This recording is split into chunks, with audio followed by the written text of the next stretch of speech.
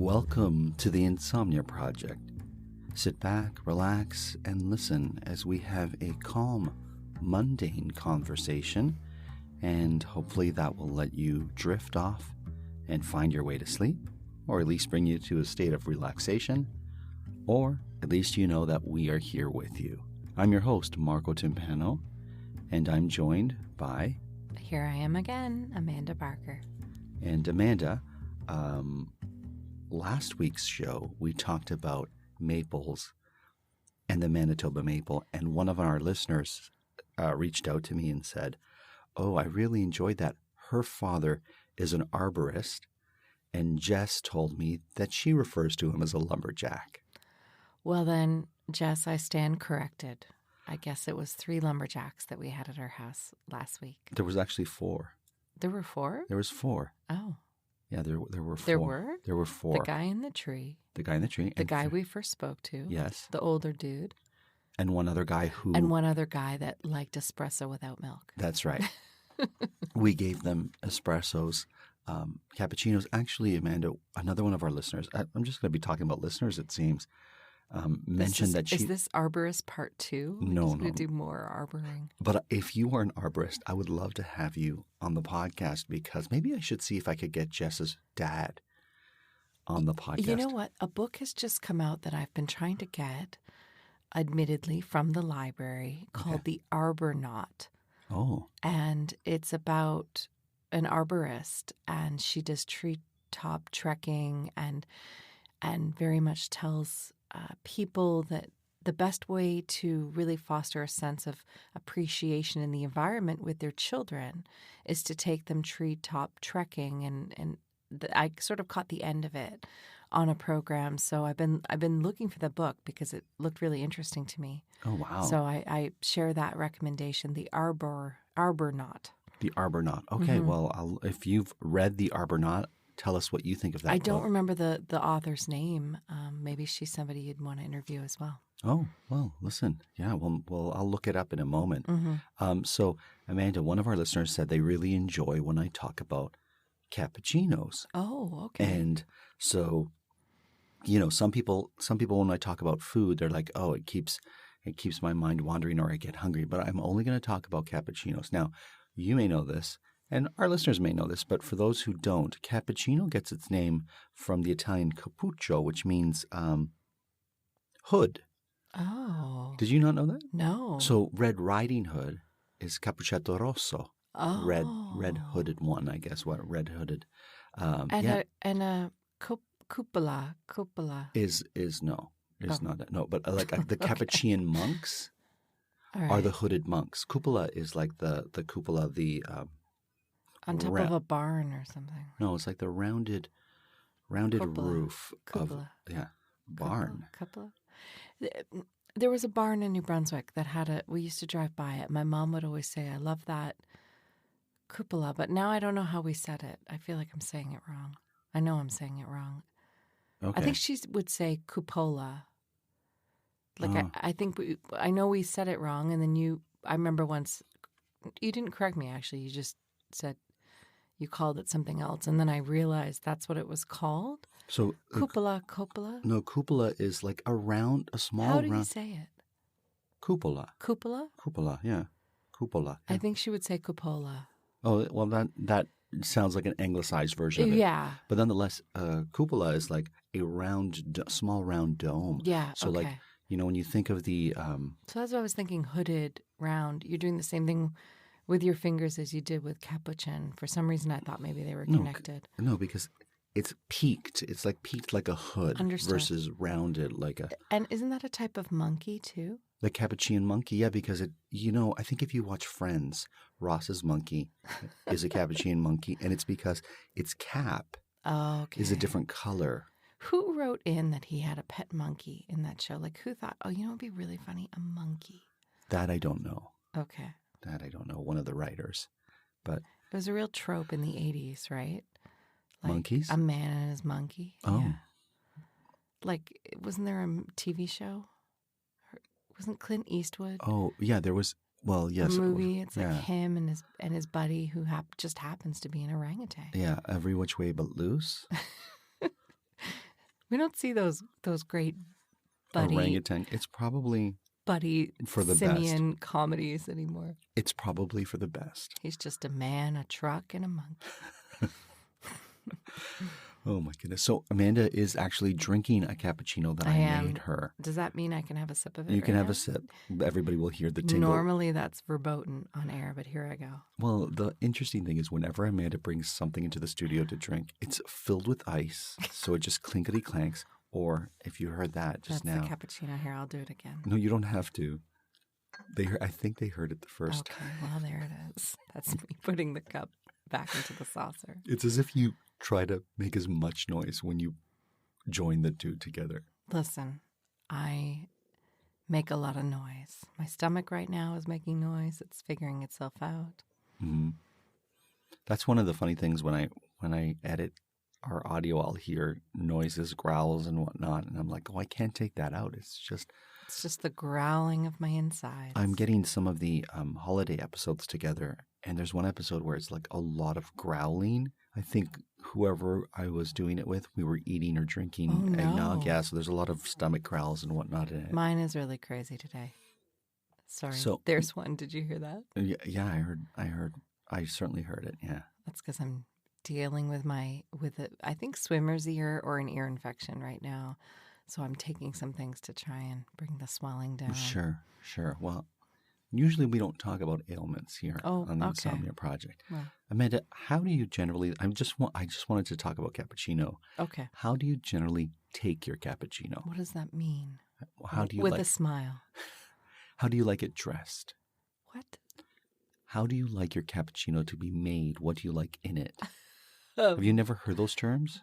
No, not in terms of a cappuccino. How do I like it? It's not a turkey. How do you take your coffee? That would be... Well, coffee is different than cappuccino. Well, cappuccino is a type of coffee. My goodness. Let me just run you through all the versions of things I drink. No. Who said we were going to do that? Well, okay. Okay, coffee is different than cappuccino. Which do you want me to answer? Go. Tell us. Tell us. How do I take a cappuccino? Yes. Well, I'm going through a sugar-free syrup phase. Oh, I put sugar in that one. Okay, well, that's why it's so tasty. Maybe that's why my stomach is making all these noises. So every few months I seem to order some sugar-free syrup from, I'll just say it, from Amazon. Mm-hmm. And so I have quite a collection going now of different flavors of sugar-free syrup. I've noticed that if you really have to use them sparingly or they can wreck a coffee, but...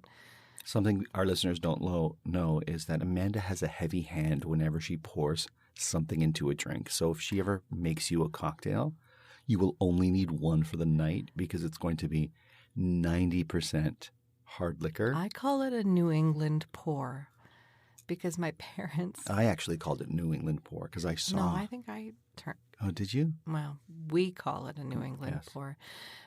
Because my parents always, well, not always, but they often, when they drink a cocktail, it's strong. Well, I didn't realize that because I had only seen you pour when we have guests over a drink. Mm-hmm. And I would always be like, that's so much rum in that rum and coke, or that's so much vodka in that vodka and tonic. And you'd be like, what are you talking about? I'm like, the proportions are wrong. And I would always watch our guests take a sip and you know, their eyes would widen and they'd look at... that was the proper expression when one takes a cocktail, to have that little, oh my, moment. No, it's not. You're supposed to enjoy that. I thought I was being a generous host. So I just thought, okay, Amanda has a heavy pour, obviously.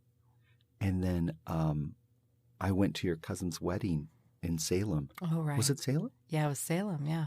And I saw the bartenders pour me a drink. And it was like, oh, it's ingrained in you, you know, from I guess a child when you see drinks being poured. Yeah. You know, so I it's clear to me that New Englanders like a heavy pour. We like a stiff cocktail, yeah. I think. And my parents always did whenever they had a cocktail. It was like, you know, you're having the cocktail for the liquor, I think was always the idea, not for the mix. See, and often they'll just drink things on the rocks, too. Like, they tend to be that type of people. And I always believe you drink the cocktail for the joy of the combination of the alcohol with the mix. You have it much more right. Okay. I think you have, I mean, that's a more balanced approach Sure. to any food or drink. But I won't say that I come from a balanced people. Okay. So, more is more. So I think that's really where it comes from. Okay, so tell me about your balanced coffees then. You were going to tell me about your coffees, how you take them. Okay, so a cappuccino I've been mostly doing with sugar-free syrup. But I will tell you something I do, and I don't know what this kind of coffee is called. So we will make espresso here in this house, and we'll often make enough for both of us and maybe a little more. Anyway, there's usually some espresso left in the espresso maker.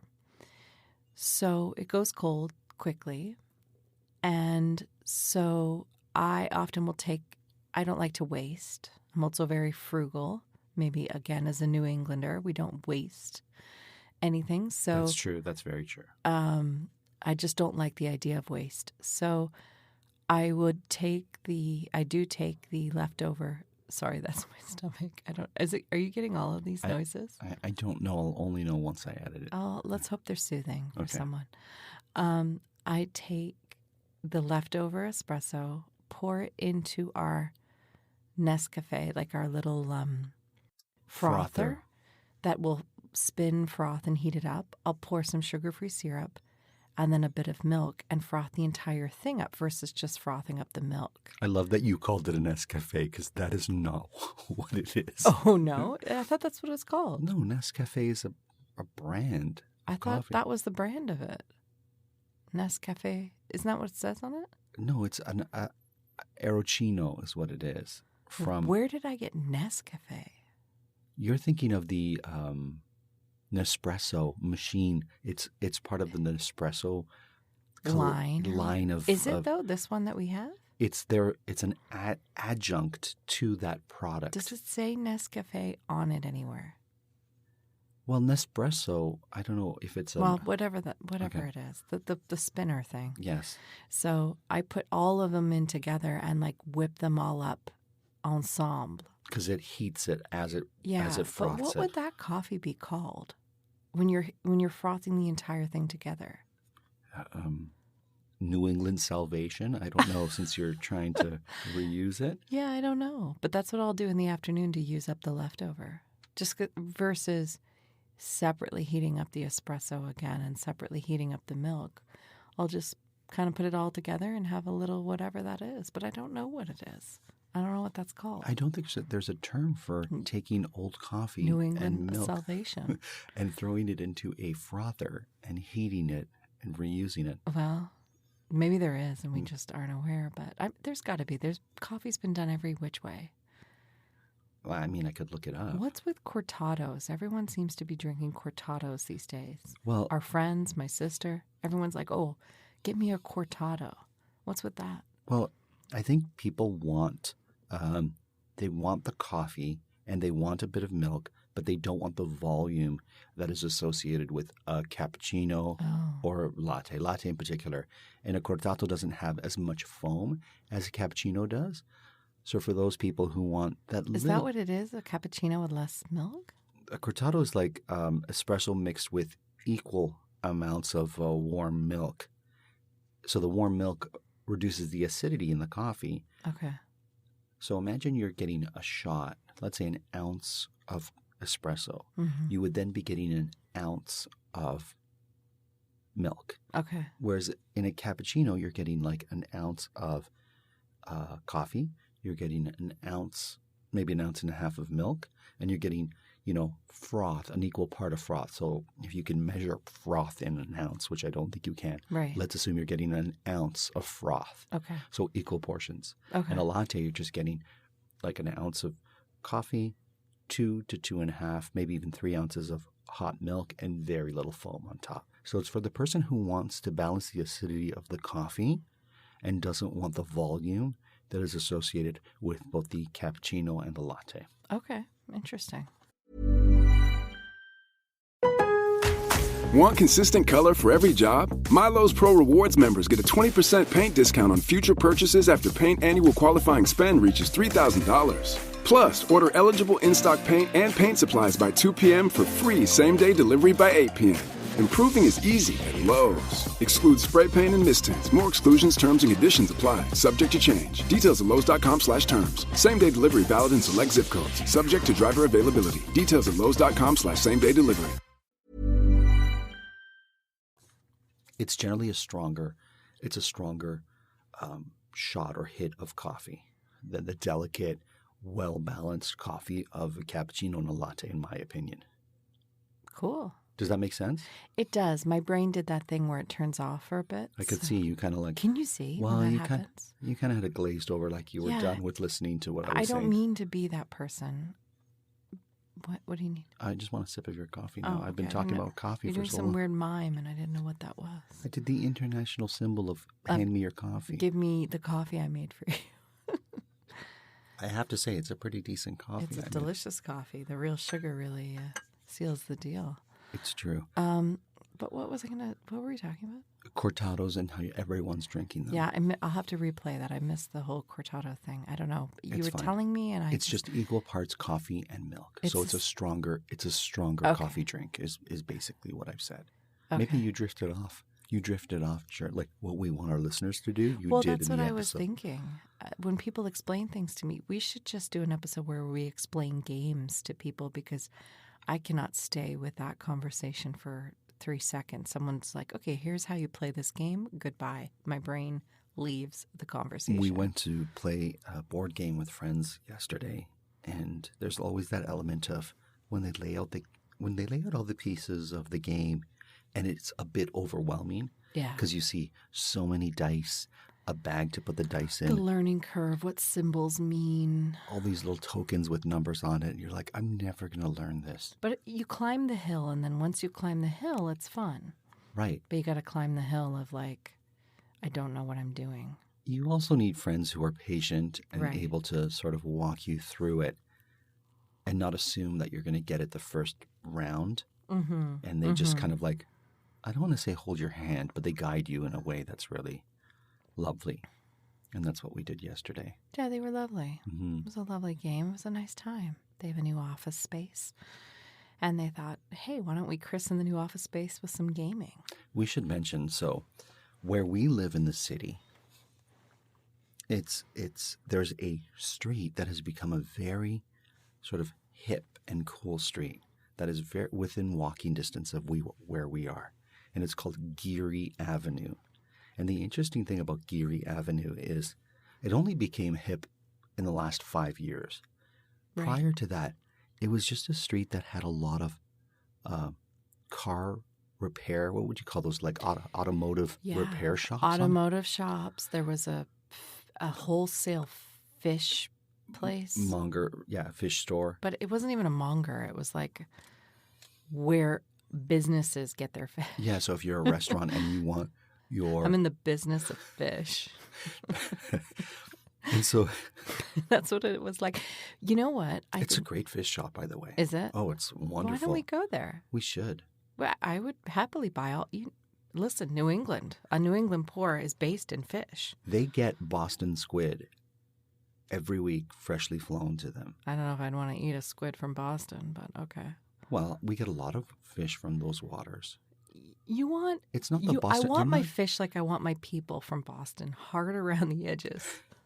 Lobster is great. I don't know about a squid in those waters. I'm just saying. It's not in Boston Harbor where they fish it. They fish it in the Atlantic. Yeah. But they call it... I think the squid is actually called Boston squid. Now those are my waters, man.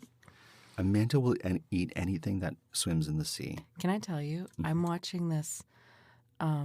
I started watching the show called Saints and Strangers yesterday, which is because I thought there must be a TV show based on the Mayflower, based on those first years of the first settlers and the lineage that we learned in school, or I learned in school anyway.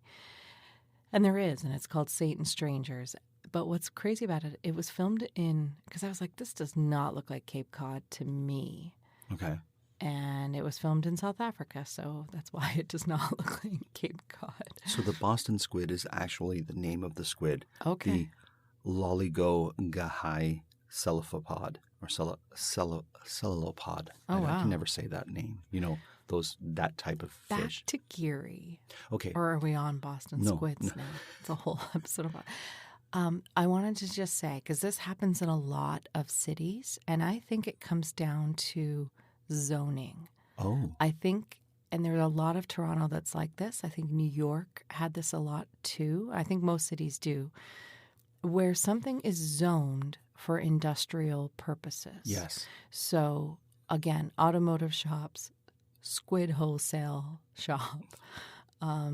That place did have a little bakery, but it was mostly not that. It was mostly very industrial kind of feel. Oh, and that bakery was for the hardcore. Like for the men people that worked in the in industrial yeah. shops. And then what happens often... You're not getting cortados there. No, you're not.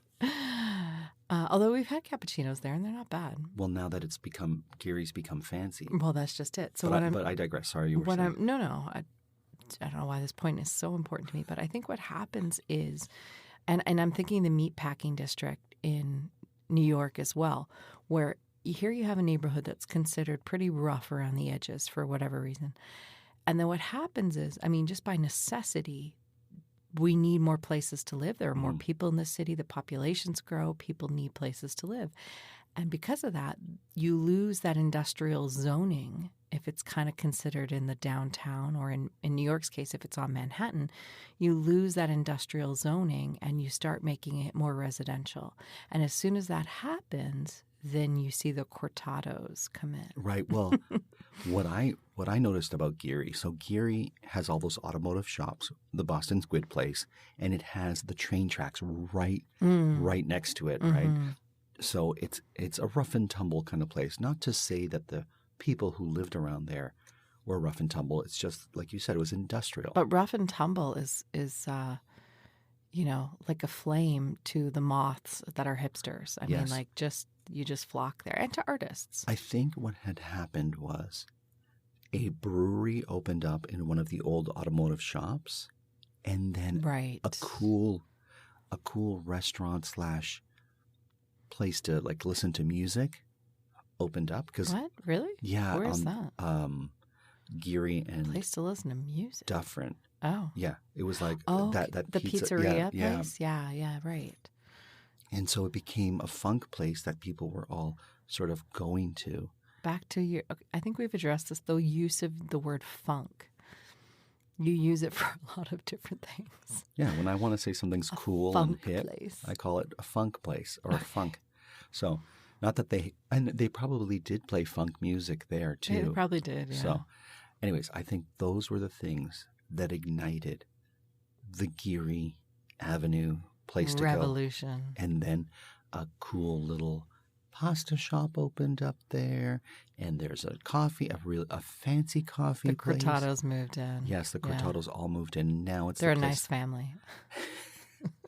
And now it's a really interesting part of the city where locals go. I don't think it would be necessarily a tourist attraction. No, right, no. I don't think there's enough. And the thing is, it's still, and the attraction of it is still a neighborhood in transition. There's still an automotive shop there. There's 3. There's still wholesale Boston Squid for all your Boston Squid needs.